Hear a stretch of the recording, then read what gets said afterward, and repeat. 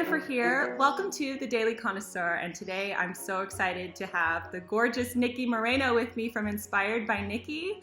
I have admired her for so long, and I know a lot of people watch both of our channels, so I'm really excited to have her on the Daily Connoisseur today. So welcome, Nikki. Thank you, Jennifer. Hello, it's so nice to be here, and I was very honored that you would ask me to be on your channel. So oh, I'm so excited to talk to you. You look so beautiful, and I love your setting, and I see your closet back there. Yes, Nikki has a channel, and it's called Inspired by Nikki, and of course, I'll leave all of her details below, but you have to check out her channel. If you like my channel, you will like her channel. So I think we have a lot of similar things, and we have just a lot of similar values, and we care about the same things, it seems like, which is nice to have a like-minded community. So I wanted to ask you, what made you want to start a YouTube channel? When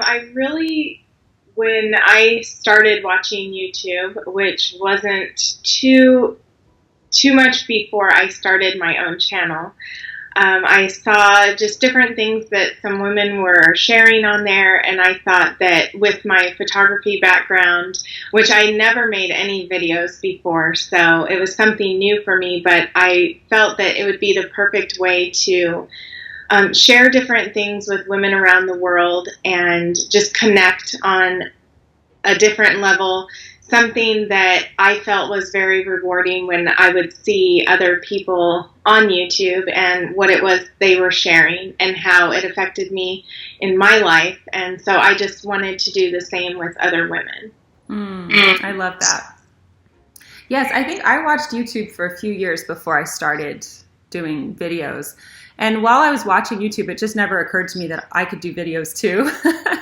And one day I was like, why don't I did it to talk about my book that I was writing. So I did it for that specific purpose.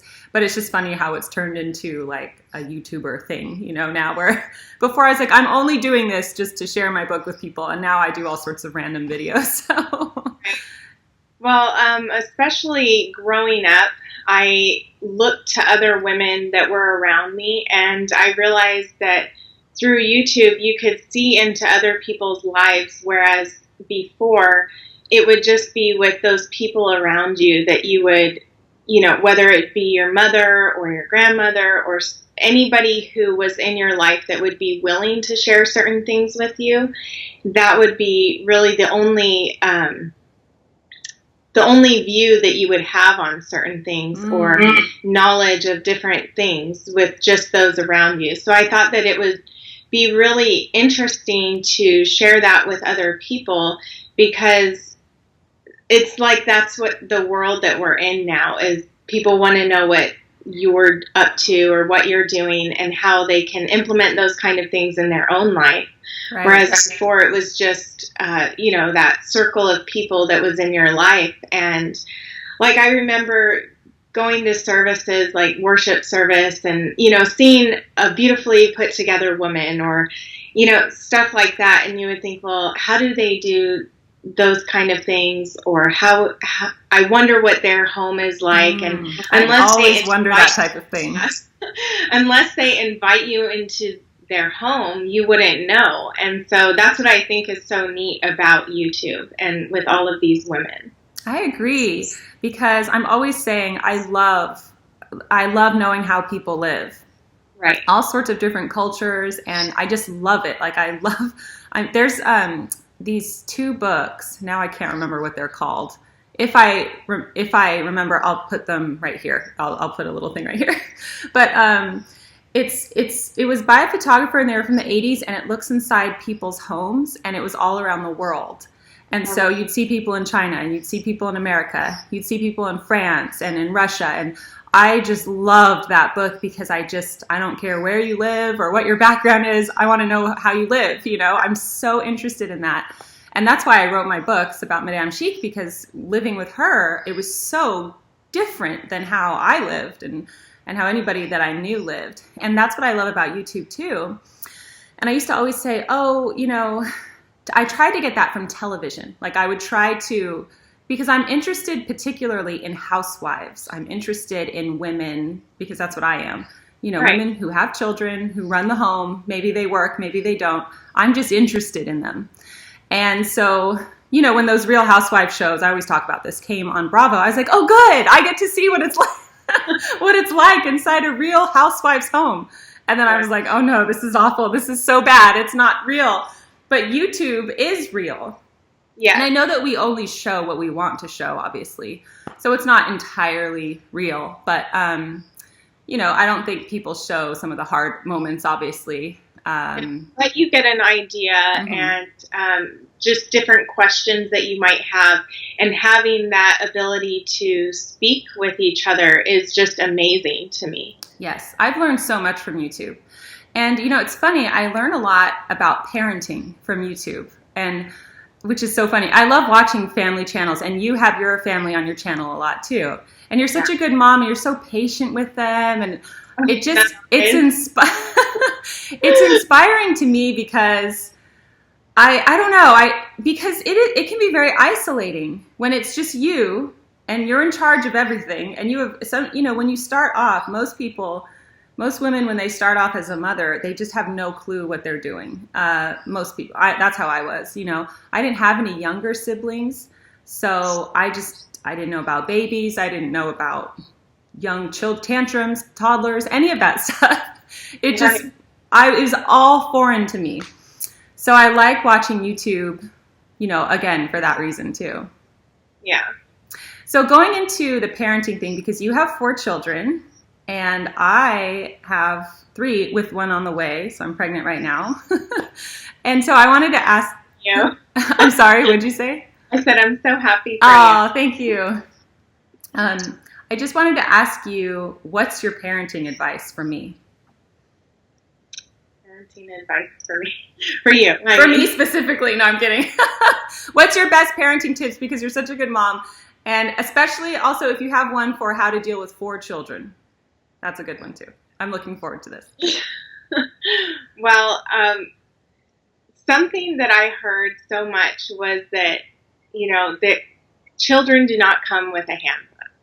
And I really disagree with that, because I think that the Bible is our handbook for how to take care of our children, and to leave our Creator out of, one of the most important jobs there. So much is answered within there, our patience, our love, and just all of those different things that we're supposed to have for our children and for ourselves. And that has just been very helpful for me. And something my husband always likes to tell newer parents is, whenever they ask for advice, is that not to listen to anybody's advice, because all kids are different. And, that's true. He means it in a way that, like, not to take anybody's advice, just everything that they have to say, and that's the way that it's going to be. All kids are different. We have 4 different kids, and yes, all of them are just so different. And I know with your 3, that none of them are alike. Mm-hmm. And so some things that work for some aren't going to work for the others when it comes to discipline, when it comes to love. I mean, we know this with, like, that book of the 5 love languages, and how we interpret love and all of those different kind of things. It's the same with our children too. So yeah, yes. I've never read that book. Should I read that book? Is it good? That's a good book. Okay, I'll add it to my list, because I'll have to add it to my audiobook list. I never have time to just sit down and read a book anymore. I'm always doing something else. I love that. That's great. And yeah, I always say my motto is James 1:19, which is, and I'm always mixing it up, swift to hear, slow to speak, and slow to wrath. But yes, that is my motto, because what the wonderful thing about being a parent is that you actually are forced to work on yourself. You can't escape your own shortcomings and where you fall short, because it comes out glaringly when you are a parent. And so I had some patience issues. I am a very efficient person. So if my children are slower, I'm just so impatient. And so that's been something that I've been working on, to be patient with them and realize they're not a 37-year-old woman like me who's like, just boom, boom, boom, boom, boom. So that's something that I've worked on. Too. Sorry? I said the same with the husbands too. Oh, yes. Oh, yes. So what? Yeah. Okay. So let's talk about marriage. So what's your marriage advice? Probably the same as it was. Husbands, children, same. That's so funny. Now, I wanted to ask you, because your style is so beautiful and feminine, and your husband is so masculine. He's such a manly man, Jorge is. Yes. And I have that with my husband too. He's like the English version of a manly man. But, how do you decorate your home? Because your home is so beautiful and it's feminine. Now, is Jorge okay with that? Or does he need like a man cave or a masculine room or something like that? No, he doesn't care about any of that stuff. Yeah. His thing has always been, if I'm happy with, all of that, then he's happy with it. And once I got a comment about like our bedroom and how feminine it was and how it seemed that I was only thinking of myself. Oh. I Don't you just love those comments? I showed Jorge the comment of that, and he said, that stuff he doesn't even think about that kind of stuff because it's not important to him. But it is important to you, which is nice. Yeah. Exactly. And I've been around couples where they both have, a style sense, I guess, and would like to incorporate that into their home. But that's just something that he doesn't even care about. He doesn't think about. He just wants me to be comfortable. And, of course, to me, my surroundings are more important to me than it is to him. He would just be fine if there was a TV there, or if, like he says in the bedroom, he can't see anything when the lights are out and he's sleeping, and that's usually true. Yeah, and really what I started thinking about too was that looking back in history, what we would consider to be feminine, that's how they actually decorated their homes, was in a very feminine way. There's a lot of detail and everything. So these ways that we see people decorating their homes now, where we would say, oh, well, that's really feminine. A lot of it's vintage and what is coming back now. Right. That's how it was. Like I toured a home in Utah, and I think it was Brigham Young's house, and he had like a canopy over his bed, a lace canopy, and that was his bed where he slept. And so, yeah, just different aspects of the home to me is what I would consider feminine, but that's how they decorated back then too. Yeah, I think I'm fortunate because Ben is from England, and over there it's still kind of like that. Like you go into homes, and I mean, a lot of the homes are very modern, but his family, for example, their family home is just like, his mom has the most amazing interior design, my mother-in-law sense. And so it's not necessarily feminine. They even have like some very masculine rooms where she'll decorate with, their dining room has like dark red walls, and there's some masculine furniture and stuff. But I think he's more used to that, the wallpaper and the white sofa. He likes all of it. He doesn't care. He's like that, he just wants the surroundings to look nice, but he doesn't need, the leather recliner chair or whatever, which there's nothing wrong with those. But I'm just saying that he doesn't, I'm fortunate that he doesn't care as well, basically, is what I'm trying to say. And I feel the same way too, because if we clashed on that, no. His style, if he went and picked something out, it would be completely different from mine. But like I said, it's not something that he cares about or worries about or anything. So. I know so many people who, married couples who the husband does care, and his style is totally opposite of the wife. And just imagine how awful that would be, where you're just like, right. And then you have to compromise, and then it's this mishmash of, and I have a lot of readers who tell me that is their situation. So, well, then maybe finding their own space that they can do exactly how they want would be. Yeah, I would say, I was going to say, Virginia Woolf, a room of one's own. You need your own room somewhere that it could be just yours. I'm just looking up, I wrote some questions that I'm going to ask you, so I'm just looking up what else so I don't miss anything. Oh, yeah. So your channel is called Inspired by Nikki. So what inspires you? Well, it really depends on what way we go with this, on different things that inspire me. But as far as like the videos that I create and how I put them together, a lot of my inspiration comes from the music that I choose. And I would say part of that is with my dance background, with ballet and stuff like that, is just coming up with something in my head based off of music that I hear. Mm-hmm. A lot of times you can't really choreograph a dance unless you know the music first. And so that to me is a lot of where, like I'll have an idea of what I want to do, but the music is what really brings the video together for me. Yes, you have beautiful music in your videos. Thank you. And do you listen to music throughout the day? Not always. Which may surprise some, but I love silence, and so I think anybody with 4 kids loves silence. I love silence too. I love it.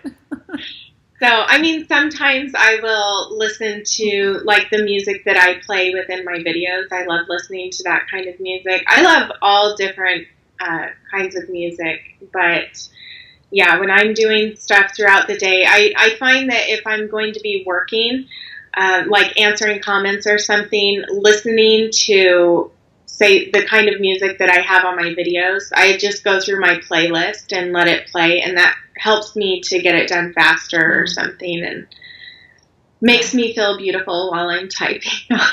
That's nice. I know. And yeah. I love to do that too. I listen to music a lot during the day, mainly classical music, and it's funny because every now and then I come across a song and I'm like, this is the most beautiful song ever written. I say that about so many of them. But I have so many generic classical CDs, and I was just like, actual CDs, not on my iPod or anything. And so I listened to them in the kitchen, and I keep hearing this song from this CD I got in the 90s. I mean, it's so old. It's probably not even for sale anymore. It's called Rainy Day Classics. And every time this song comes on, I am just floored. Like, I want to stop everything I'm doing and listen to it. So I was like, I don't know the name of this song. So I had to go I found the sheath of it in my CD case, and I found it. And yesterday, I did a lot of work yesterday, and I was just listening to it over and over and over again. I woke up and it was in my head today. It was kind of a bit too much, but I just became obsessed with this one song. So, which is, because I know people are going to ask, it's Adagio by Tommaso Antononi. I think that's how you say his name. So anyway, I mentioned that in an upcoming favorites video. It's just so beautiful. And then I went down the rabbit hole of watching YouTube performances of like orchestras and how they played it and everything. So I'm the same way. I'm really inspired by music. Okay, so I wanted to also ask you, Nikki has these beautiful, peaceful cleaning videos where you show yourself cleaning your house or your grandmother's house. And I love cleaning videos to begin with. And it's so strange. The cleaning video phenomenon is, my husband does not get it. He's like, why are you watching this? Not yours, but anyone. It's like nothing personal. He just thinks it's so weird that I like to watch cleaning videos. I don't sit down and watch them. I clean along with them. And it feels like I'm cleaning with a friend, you know? And yours are so artful and beautiful, and just the cinematography from them. And anyway, so talk about your cleaning routine, your cleaning schedule, and that type of thing for us. Well, my cleaning schedule now is I'm following the Fly Lady system. And I started this because I kind of had a way of doing things in the past, kind of how my Grammy taught me, just to have one cleaning day and, get everything done in that day. But it really did take the entire day, basically, to do my cleaning. And you would do the whole house in one day? Or you would just do, okay. Yeah. And how many times a week? Once a week. Okay.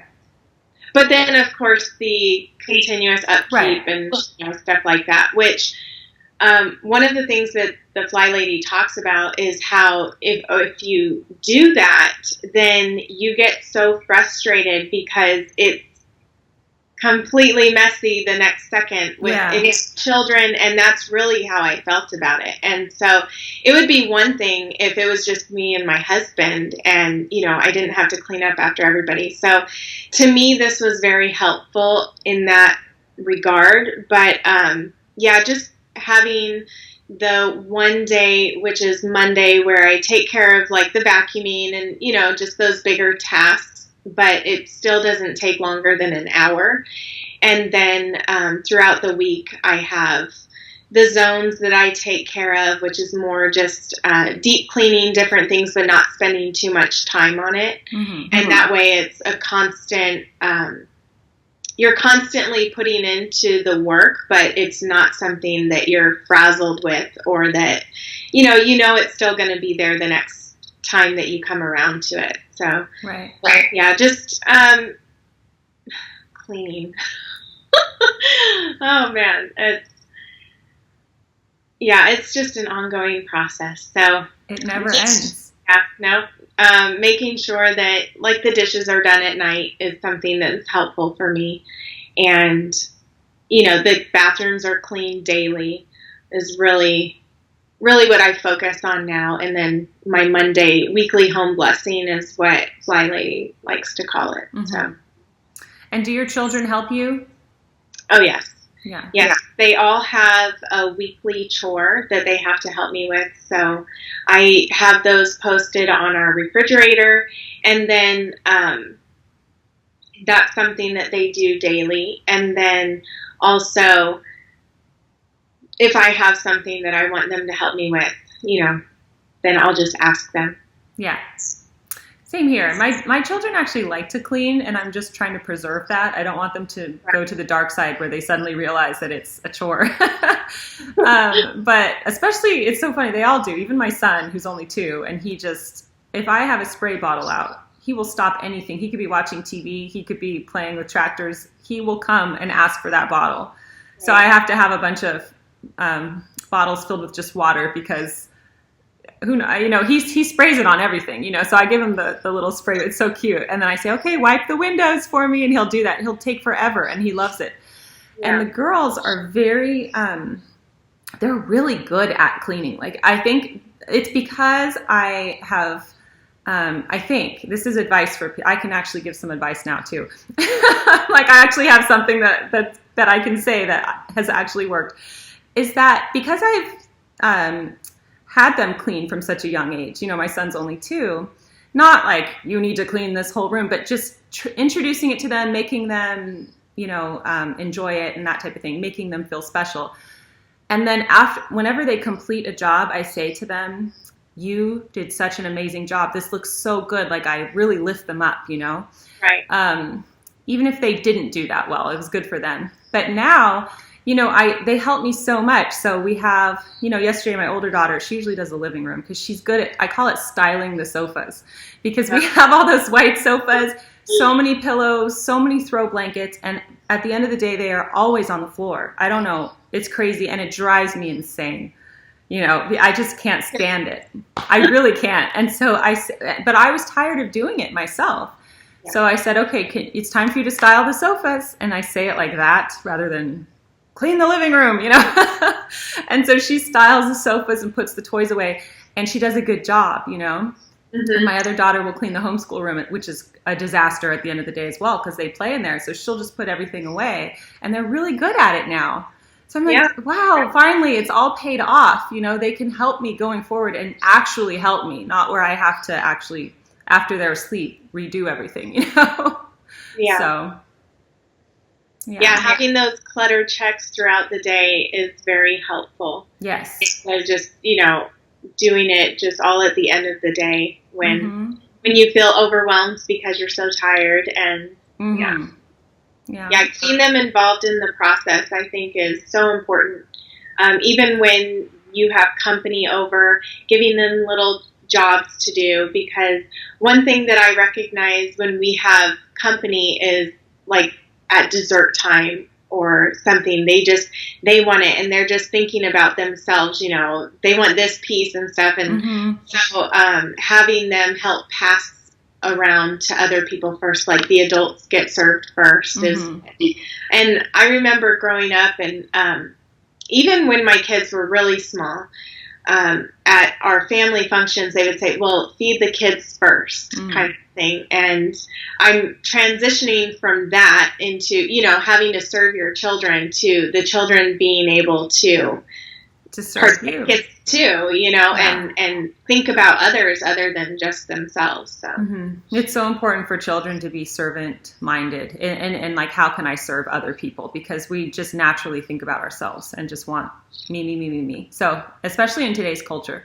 So that's really good. I'm going to do that. I usually feed them the dessert first just to get them to be quiet. But I'll try that next time. And then put an apron on them, and they just feel, you know, I know. How you take everybody's order, and they're so excited. Oh, that's so cute. I love that. Yes, this summer I've been getting a lot of breakfast in bed. And really? Oh, that's so nice. So I taught them how to make eggs and like do all this different stuff. So they're excited to play restaurant or that I enjoyed doing when I was younger. They really enjoy all of that. So. Oh, that's so great. Okay, I wanted to transition quickly before we end. Just one or two more questions about beauty routines. So, do you wear makeup every day? I love how fresh and natural and no makeup look you always look. You know, never overdone, just very beautiful. So, do you do that every day? Yes. Yeah.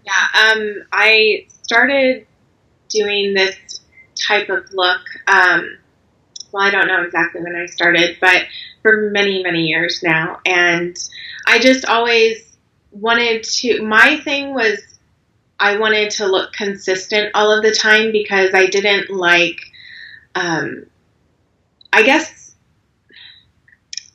I don't want this to sound judgmental, but like, when I would see people and they would look, you know, like refreshed and like they cared, I just loved that.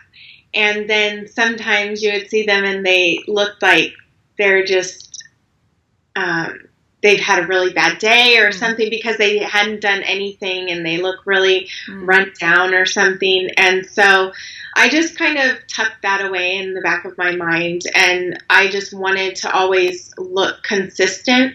And it's something that I love to do for myself. And so I wanted to feel that way all of the time instead of, like, I noticed that some people do it on special occasions, like for Mother's Day or for Christmas or something like that. And I just thought, what a waste to only feel that great at those times instead of all of your life. And, you know, not that you have to wear makeup to, you know, feel good, but it is, to some people, I think that that is something that is helpful for them. So when you find those things that you feel your best, take advantage of that and implement that in your life in some way, and without excuses about it, because there are so many days where I could feel like not doing anything, but the moment that I get to, do my morning routine or anything like that, and I have that done, I instantly feel much better than I would if I hadn't done anything. Right. So that's, to me, is the number one step to, like, having a day where I could be ready for anything and feel good no matter what. So, it's just, I mean, I think it's personal for each person, but that's, to me, what I knew made me feel my best. And so I wanted to always hold on to that.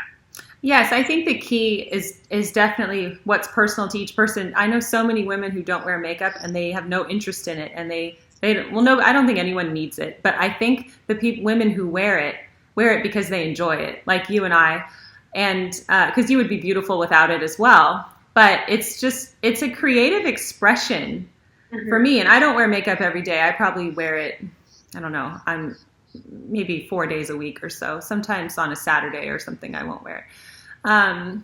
But I enjoy putting it on, and it only takes me about 5 minutes. So it's not like I'm in there. I just have visions of the 80s where the women would be 40 minutes, just applying makeup. It takes me 5 minutes, and I do enjoy it. And so if I ever stop enjoying it, or it doesn't, then I'll just stop wearing it. But if you enjoy it, if it's a creative expression, because sometimes, I actually think being a homemaker is constant creative expression. You're expressing everything through your home and how you keep it, and how you present yourself and how you teach your children and how everything. So I think that that's just one facet of it. Right. So, okay, 2 more questions before we go. So what are your thoughts on the modern state of dress in America? And I'm springing this on you, but in America, it's different than other parts of the world. And so I feel that we've become extremely casual, too casual. And I always talk about that. And so what do you see? What do you think about all of that? I think that, well, for me personally, I think that this also goes along with, how it's important to me to also put my makeup on every day and stuff, is also the quality of the clothing that I wear and how I present myself is consistent in that, and just how I feel my best. That also shows in the clothing that I wear as well. Now, as far as what, people are doing, obviously it's personal to each person, but I know that I'm more interested, I guess, in looking at other people when I see that they take care of themselves and that they're not just dressed for bed all of the time, and or just casual, just so casual. I think people are, and that's the thing, is that a lot of people just don't care. They don't want to be interesting, or they don't care. But I'm the same way. When I see someone who is well dressed, and not expensively dressed necessarily, just right, well dressed, just, oh, that person looks so nice, I always appreciate them. Like, I can't even stop myself. It's just my brain waves, where I think, I just think, oh, and I think such positive, oh, that person looks so wonderful. I wonder if they know how well they are presenting themselves. I just always automatically think that. And I think that we as humans, we always judge people, whether we say we do or not, or whether we would like to or not. First impressions, there's like a reason why people say first impressions matter, because we do make a first impression of everybody, whether we want to or not. So I remember I was at the airport when I went to Portugal last fall, and there was a married couple, and they were older. The woman had white hair, so I don't know how old she was, but she was an older lady. And she and her husband, I just couldn't stop looking at them. It's so rare to see people like that these days, Like, the husband had a Panama hat on, and he just had a nice blazer and just a pressed striped shirt and white trousers. And she was just in this just very simple, I can't remember what she was wearing now specifically. I just remember the feeling of looking at them. And they were an elderly couple. And she was so chic. I just couldn't get over it. And it was just beautiful for my eyes to see this Portuguese couple. So anyway, it's that type of thing where, some people care about that thing, some people don't. But, I think that presenting ourselves, putting a little bit of effort, especially even if you don't see anybody all day except your children, well, they matter, because you make impressions on them every single day. Right. And I always say, what do I want for my children when they grow up? I don't want them wearing pajamas all day long. I don't want them, just feeling not really caring, because I think how we present ourselves is very important. Well, and it has a lot to do with how we end up just our, I don't want to say our being, but the way that the energy that we give off to other people has so much to do with how we're feeling about ourselves and if we put in that time to care. And I just love older style movies for this specific purpose because they don't look trashy. They don't look, it just looks like they cared. And that goes along with the consistency. And I did a video on this recently where I talked about my skincare routine and, just how I feel most comfortable presenting myself to the world. And that's the same with the way that I dress too. And, you're not going to see me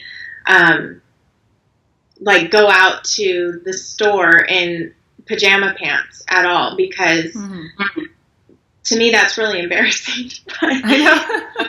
It's I know. I don't understand. I don't understand how people aren't embarrassed about that, but they aren't. The biggest thing when you see, I've been to I went to Knott's Berry Farm for a field trip, which is an amusement park in California, about 3 weeks ago, and then we just went to the Wild Animal Park in San Diego last week. So go to an amusement park, just go, or the airport, and then you're just like, how, and I'm just always speechless. I'm like, how I would be so uncomfortable wearing some of the pajamas and the certain, they're like pantyhose. People are wearing pantyhose now, I think, as pants.